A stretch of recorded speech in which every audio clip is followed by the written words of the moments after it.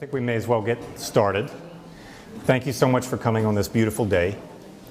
I'm Matthew Swift. I'm the director of this gallery.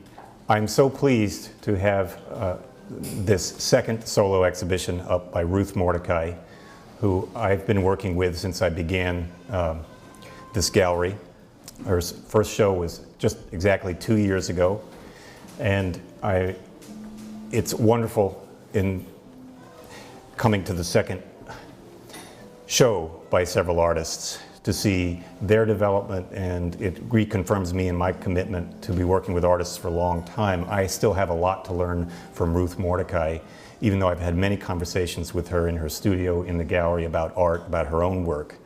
And it's part of the pleasure of discovery over a long time, like a friend, getting to know an artist who is also on the move and doing new things. So I'm very pleased to introduce her. She's going to give some remarks about her work. She's brought some things from her studio to show you.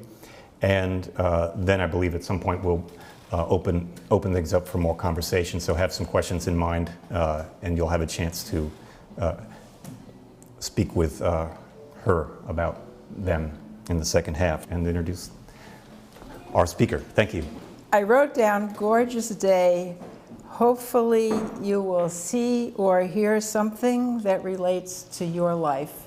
To begin, I will make a few statements and quotes and then go back to some history. There are notebooks on the table. There are two big notebooks with images of my work over the last 40 years. Anything that you're curious about, that you want to know more about, please feel free to look at those afterwards. And also, these photos that go down the wall are the process for doing the large painting. So it started up at the top, and it ended up at the bottom with the and I just thought that some of you might be interested in that process. Since you're not here, I mean, you can look at what's on the walls without me. So the question is, what can I share with you that tells you something about the way that I work? So that's one inkling into it. Now, this painting, as you can see, had many iterations. That's a very different kind of energy from, say, the black and white drawings that are in the back on the right, the small drawings on the right wall. Those are very quick responses to the works in color. They are quick, fairly energetic drawings based on the color pieces that are next to them. I would say the same thing about the monoprints. The one on the left I did with my hands with rubber gloves. It's on a plexiglass plate, then you put it through a press. And the one on the right, the plexiglass is rolled up with black ink, and then I took not the brush end, but the round end of the wooden brush handle, and just drew onto the plexiglass, into the ink. And those are quick responses, as opposed to this painting or those two that happened over time, the big ones. I think anything, this one developed over time. These even developed over time, even though the small ink drawing was a quick drawing based on the others. So I want to return to one thing. Abstraction is a return to something primal. Now, there's all kinds of primal, and there are children who paint in a primal way. There's tribes that that work in a primal way. There are artists who work in a primal way. So I want to show you a couple of things. First of all, this is by my granddaughter. This is what we call primal. This is a child's primal. Okay. Brenda, you want to help me with this? This this is something, this is the top over here. Okay, we can hold it up high maybe so people can see it. Let's put it in front of this. Okay, this is something that I keep in my studio that I've had for probably 10 years that reminds me of an energy and a primal kind of energy that I want to hold on to. But it does move a little bit into a step of sculptural, and it also moves into something that's been a symbol for me for a long time, which is a menorah, so it's the 7 lines. But it's a very quick response. I also wanted to show it to you because it was the first time that there was this splotch. And I don't know why I love that splotch, but you'll look around and you'll find it. It's almost like a symbol of freedom to me, you know, so that's that. References in the exhibition are part of my language, my vocabulary. An ancient sun, sun and apple paintings, dance, dreams, Hebrew letters, and stories. Why are they important, and where did they come from? They come from a life. You all have a life, and you all collect whatever are the symbols or the important stories that you carry with you, and those are part of my story. Philip Guston said that it's not just a painting, it's a life. And that's how I feel about a lot of the work. Along with the primal, I also need to state for you the importance to me of my early training in the figure. The sculptor Wartruba speaks of the integration of barbarism and culture. For me, that's somehow integrating my early figurative training with this primal response that I have. Over the last 30 years, there have been 4 important series for me and symbols. In sculpture, it's been the figure and dance. In paintings, it's been sun and apples, Jacob's ladder, Jacob's dream, a biblical story, and container series. So I'll go back to those and maybe say more about each of the series and maybe the stories behind them. But for now, I want to go back in time about a growing confidence. A lot of people have said to me that they wanted me to talk about where I came from and how my work evolved. And I started art school at age 25 at night. I hadn't done that well in college. I went back at night because I was afraid to matriculate during the day, and I thought, okay, I'll go at night. So I happened into a class. The teacher was John Wilson, who seems to me just sent to me. And we started off with a ball and a cylinder and a cube and the light shining on it from one direction. And first you learned how to shade it to make a volume, and then he took it and he gave us great big paper and he had us draw it, with big Conti crayons. And after the 3 hours, I really was in tears. I couldn't believe it. I just loved every single minute of it. And I knew deep inside that I wanted to be proficient at something. I wanted to learn how to draw. I wanted to work from the figure. I loved the figure. I wanted I knew that if I could learn that in drawing and in sculpture, that I could do anything I wanted to do. And so I entered Boston University, and as a matter of fact, a side story that I've told my children a few times, I applied to BU and the Museum of Fine Arts, and the museum school told me that they said from my portfolio they saw no sign of talent. And so I happily went to BU because I really thought it was a better fit for me anyway, because I was interested in the figure, and BU is so strong in the figure. And the Boston Museum of Fine Arts bought two of my drawings for their collection, prints and drawings department. So that was like the ultimate retribution.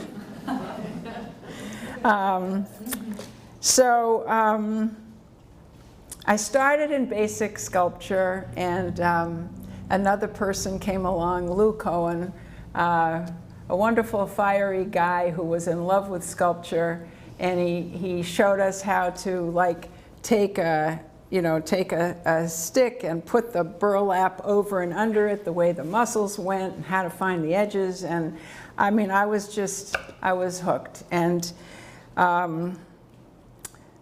it was around that time that I discovered the four backs of Matisse's backs that were at the Museum of Modern Art out in the courtyard. And you've seen, I think all of you know, but they go from figurative to abstract over the course of these four pieces, and they're about the size of these drawings that I've done.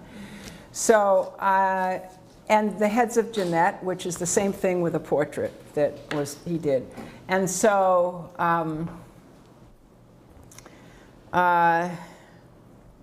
it's taken probably 40 years or more for me to go back to this initial idea that I had of working off that last Matisse back, which is the most abstract. And so that is the piece on the left. And then the one on the right is my further abstraction of that idea. And then around the room, you'll find that there are some small pieces that also relate to that. The pigtail in that was, I had this old painting, and I loved the paint on it, and the orange and the black and the design of it, so I just cut it up just like fabric and put it into that. And the splotch. So, I moved from studio to studio. Our first apartment was in Commercial Wharf in Boston in my former marriage. And I had a little studio there while I was going to school. And then I had a studio over the garage where we lived. And then a group of us started studios in Watertown. So by that time my children were old enough that I could go to a studio away from my house.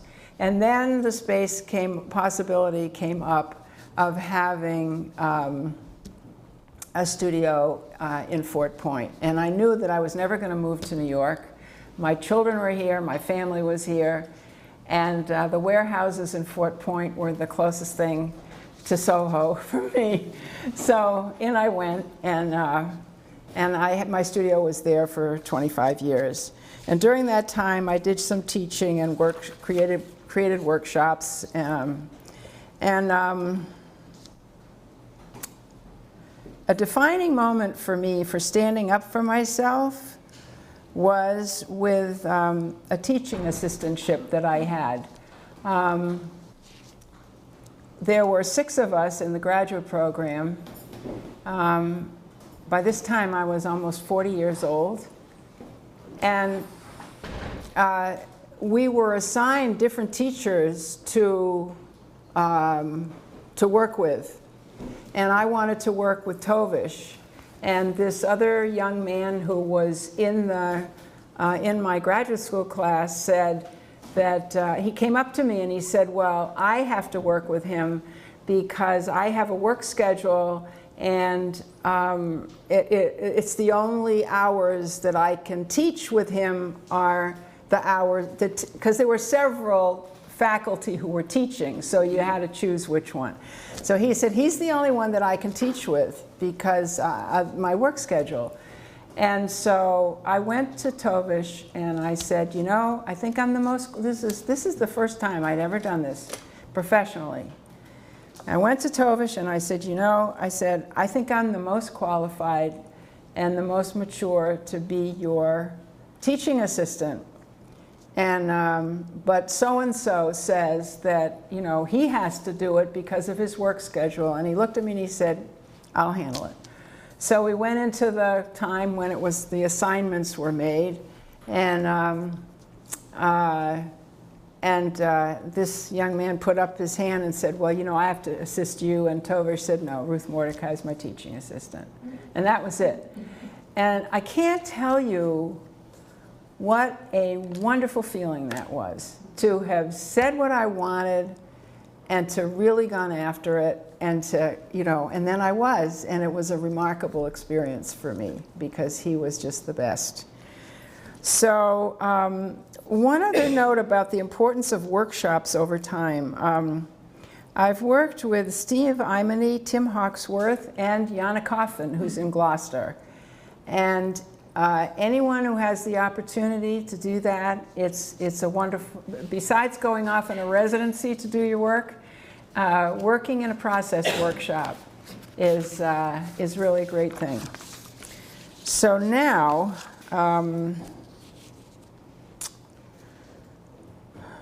I always thought that I would be a sculptor.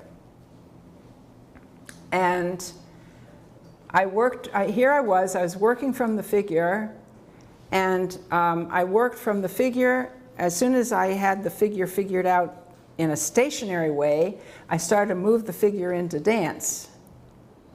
And as soon as I moved the figure into dance, I started to get more into the gesture of what was happening with the figure. And that became a gestural line. So I went from working in clay cast in plaster, sometimes into bronze, to working in clay slab where I could work it quickly and I wouldn't have all the casting issues. And it wasn't very long before I wanted to weld, because the welded line was so much like my drawn line. And everything got so minimal that I ended my sculptural experience with welded line, but the core of the learning about the structure of the figure is like in my bones. I just, you know, it's always there to draw on, and it surfaces. Every once in a while it surfaces. And so after sculpture and dance, I moved here. My whole life changed. I met my now husband, Ed. And one of the things that I started doing was going out and painting the sunrise over near Wingersheek Beach. I'd been a studio artist. It was all like gray. The clay was gray. The indoors in the city was gray. And suddenly I was outside painting the landscape and with color. So I still don't, you know, at this point, I've got some color, but I'm not a colorist. I'm not sure how I would define myself, but I did do a whole series. I'll tell you about a couple more, and then I think it's time for questions. I was out painting the sunrise, and I had this very happy experience of my mother. It was a childhood memory, a happy childhood memory. My mother baking apples and apple pie. We would go out into the backyard, shake the apple tree, bring the apples in, and she would make apple pie and applesauce.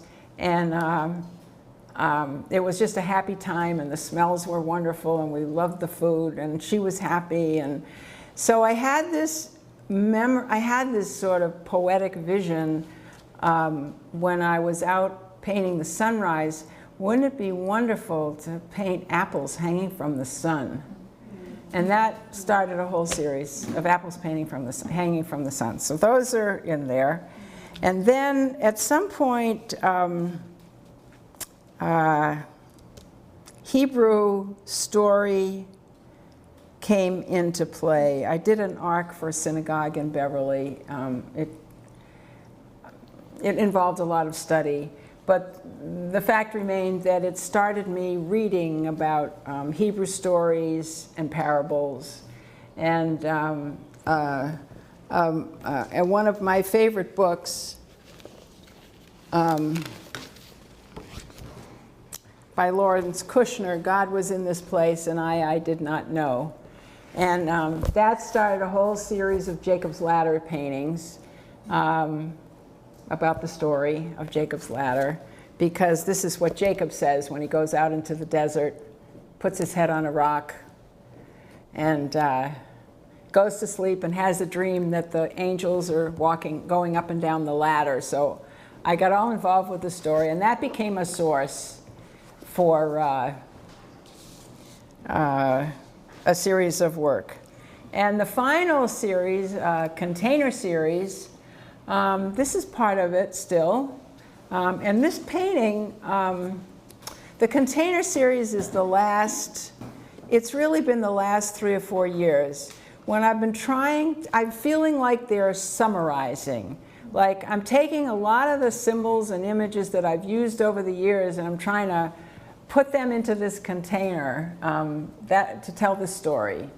So that's part of the container series, and you can see how it changed over time. It started actually in 2012. So there is, I meant to bring this, there's a quote that I love from David Smith, and I can tell you, I can paraphrase it.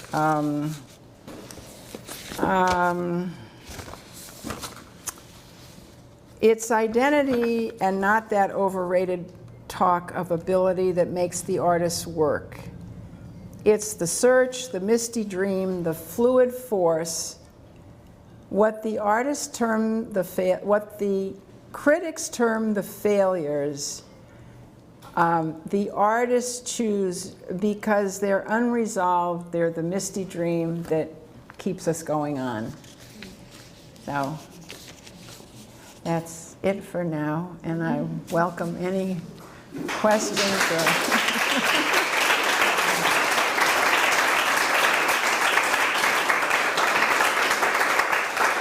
I forgot to say one more thing. I was in Florida for 2 weeks with Kate Seidman, and during that time I fell in love with these, the handles of paper bags. So I love brown paper. I don't know why, but it appears, I don't know how many it's in here, but it has appeared in my work over time. And you'll see them in some of the work. And you'll see spin-offs of this big one when I got to the point of using that kind of fabric pigtail. You'll see that there are smaller pieces that relate to that I can continue to go on with that story. That's I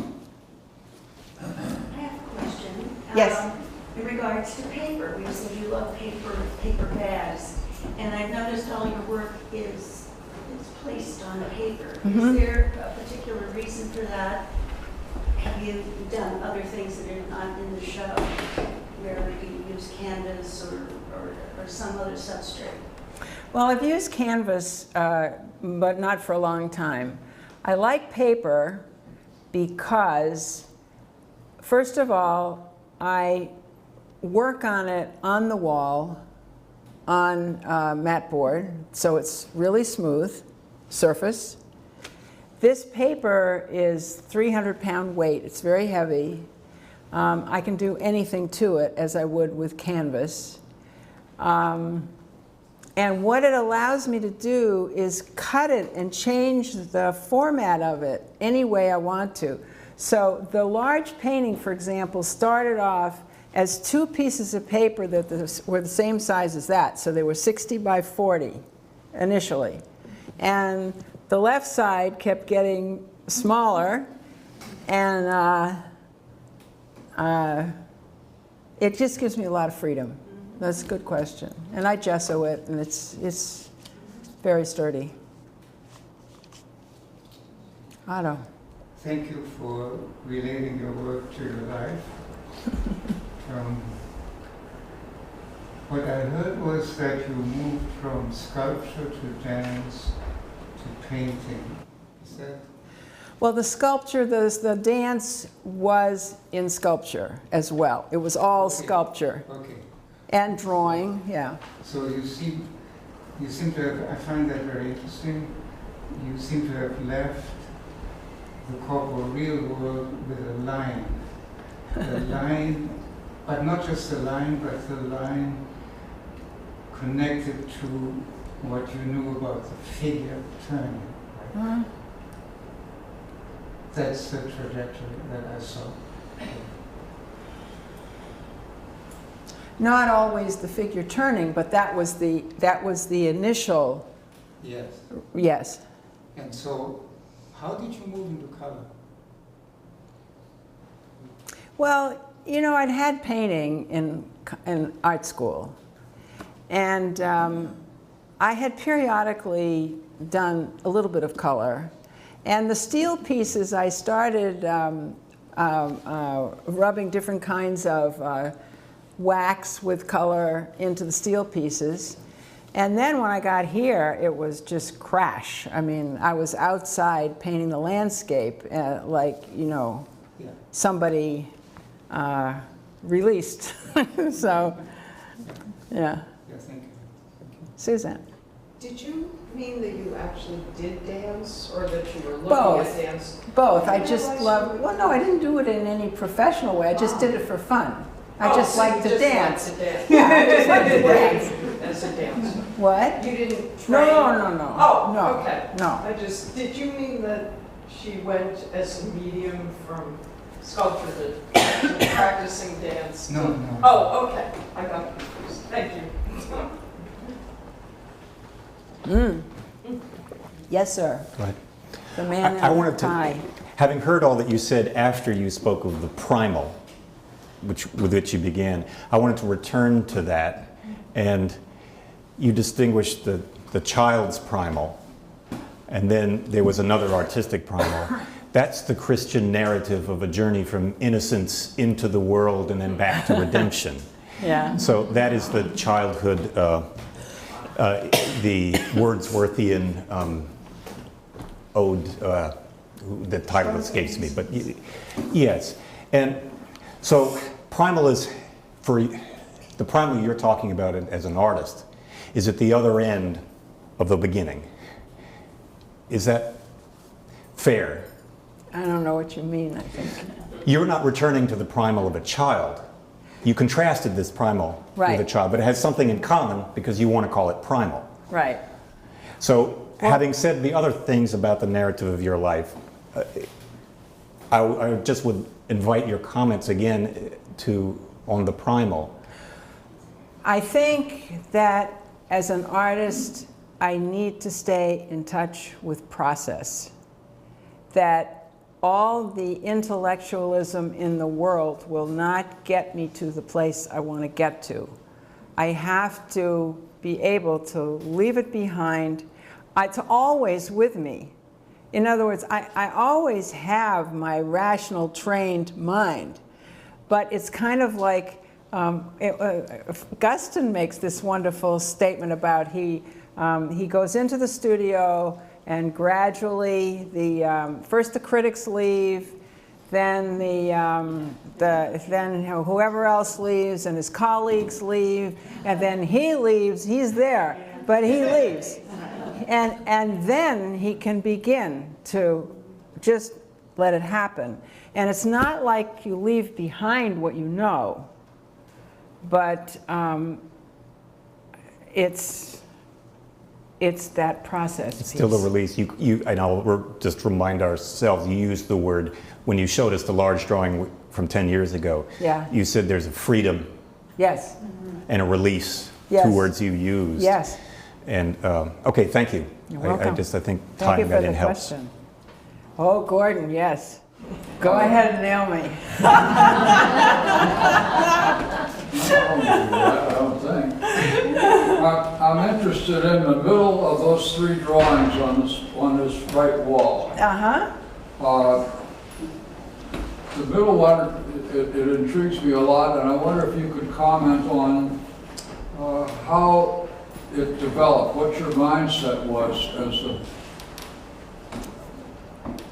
I don't want to say there's two distinctly different things that are put together, and Yes. I'm curious to know what they are for you and how they came to be this way and remain that way. Okay. Well, I had done this, and I had cut it out of a larger painting, which is also something that I do. I mean, if I find a part of a painting that I like, and I don't like the rest, so I cut it out, and the rest goes into the box, maybe to be used at another time.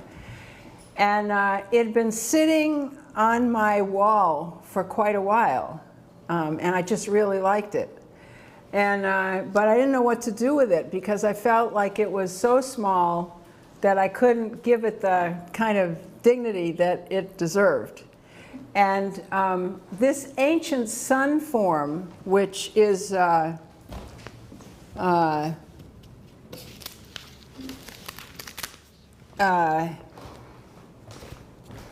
well, here's a larger version of it, but it comes from this, I saw it at the Israel Museum. It's a Tanakh cult stand from the 10th century BCE. It's part of a larger form that I really loved the way the line was incised into the clay. And I was also thinking about the sun, you know, and this was an image of the sun. So I found some places where I thought it might visually connect and put it in there. And that's all I know. And you're happy with it, obviously. Yeah, I like it. I think it's a little quirky. I think that one is a little quirky too, the other one. And then that came as a result of having done those. That's the apple and the ancient sun and just something very simple.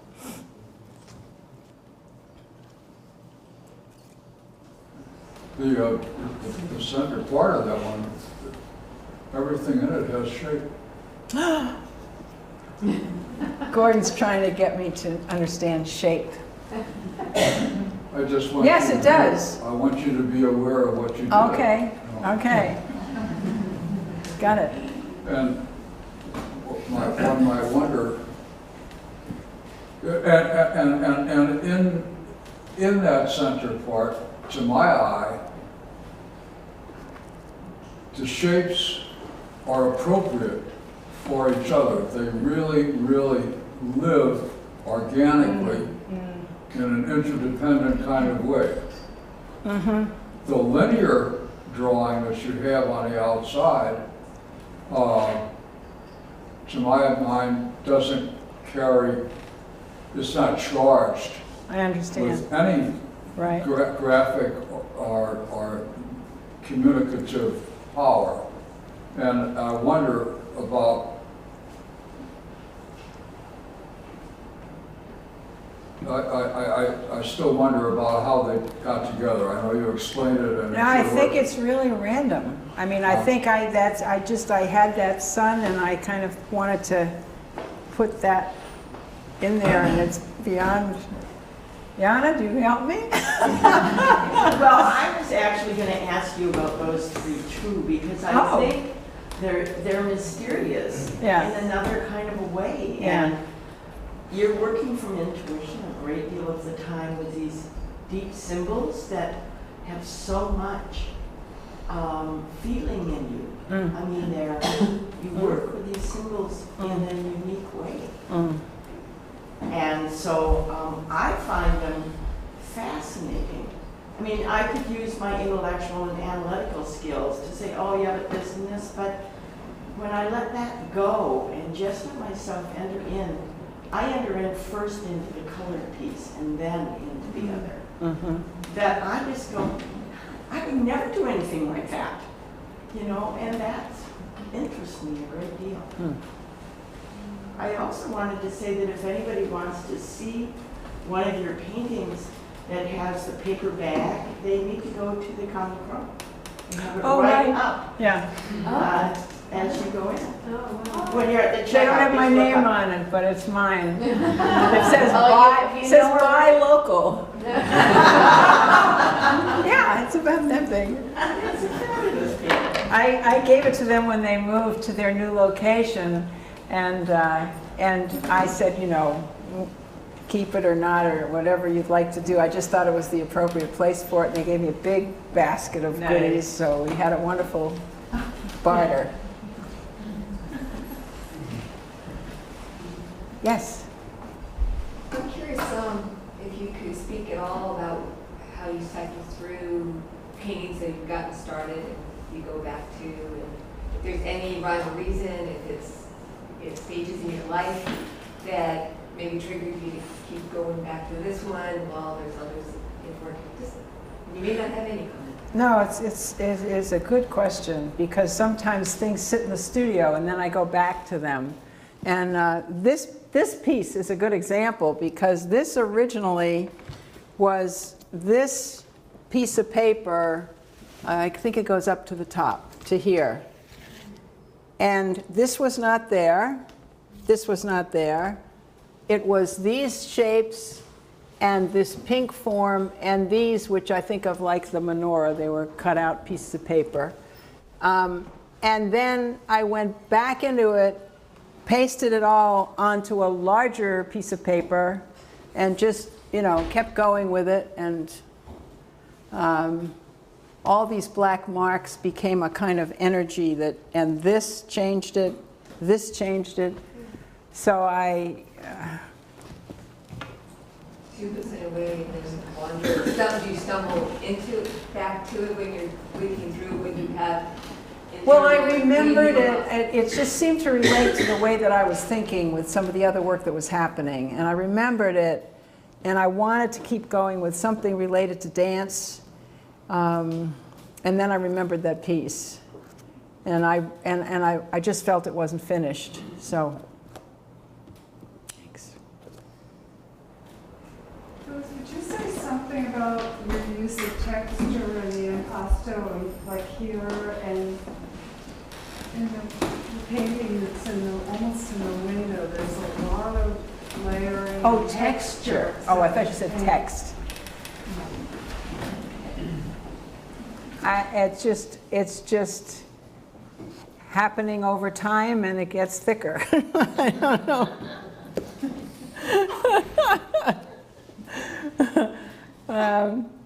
That seems very kind of simplistic, but that's kind of the way it is. That piece on the right at front by the window happened over a long period of time as well. Yeah.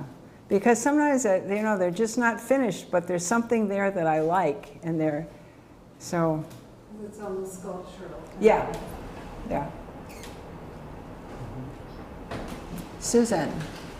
Well, I have a question, but I also wanted to comment on what you asked, which was to say that as a sculptor, I mean, Ruth's sculpture is just wonderful. And as a sculptor, I think that's one of the ways that texture and that richness is one of the ways you know, one of the things you brought to painting with your sculptural instincts. You know, I mean, Yeah.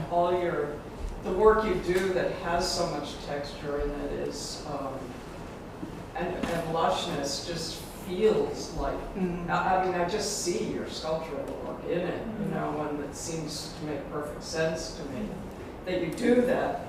And, you know, in some ways it'd be nice if people could see that too, just, you know, your little beautiful sculptural pieces. Well, maybe we'll, some of them are in the books over here if you want to see. So I really feel like it's that play you do back and forth between the three-dimensional and the two-dimensional. Yeah. I wanted to ask about your symbols. I'd like to bring those up again. You said something about why the apples, and the sun, you know, from the sunrise paintings, I guess. The rendition of it you saw at the Israeli Museum. I don't quite, what does the menorah mean to you? I mean, I could sort of dismiss my own question as, oh, well, isn't it obvious you're Jewish, blah, blah, blah. But why that? And why the symbol? Well, I created an ark for a synagogue in Beverly, Massachusetts, and I really didn't know very much about Jewish art or history at the time, or Judaism, really. I mean, my children were bar mitzvahed, but I can't say that I had a Jewish education of any kind. And it plunged me into doing a lot of research about what was appropriate for an ark for a synagogue. The ark holds the Torahs. And so it just needed to be a worthy frame for the Torahs to sit in. And I didn't want to do the burning bush or Star of David or the common kinds of symbols that are used in that for that purpose. So I came upon the menorah. And the ark, the lintel has two menorahs, one on either side. And they're very, very simple designs.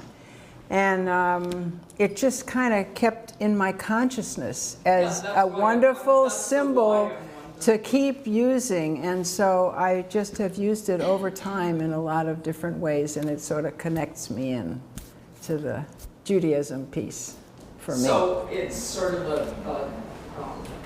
almost like a mnemonic or something that, I don't know what mnemonic or a means. trigger Yeah, that yeah, sort of takes you into that. yeah. I think so. I think it's part of identifying. But it's gotten so abstract that I'm the only one who knows what it is. Yeah, it does. But I mean, if I think about it more, it's like, you know, the 7 days and then the day of rest. Yes, which is so important. Yeah. So I'm just wondering if that's part of it. Absolutely. I mean, Specific. all of those things make so. I'm just very thrilled that that's one of the things in Judaism, that it was the first time that there was, you work 6 days and then you have a day of rest. And, you know, all those things are very important to me, that they come out of that the religion. So. I was just Kate. going to say something about the gesture also. Your menorahs always seem to have a sort of roundness to them, which is going back to that gesture. Yeah. The figure. I think so. You loving that feeling. Yeah. I don't know, the connection. Yeah. Okay, last question. Ruth, Maybe. can you talk about process a little bit? Process? Process is so important to you, obviously, and it shows in your work, but like when you enter the studio to work, Yeah. are you doing a lot of like warm-ups, or I mean, how do you get into your zone and you could talk about that? I mean, I know it's sort of ethereal, mystical, magical, but maybe you can. It's so hard. Because it really varies. I mean, I know somebody who had her studio in her apartment, so she'd go out and get coffee and a paper and then come back in. So it would be like she was coming to work. And then Walter Murch taught at BU, and he used to take the paper and put it on the floor and walk all over it and mess it up because he didn't like white paper. He couldn't work on white paper.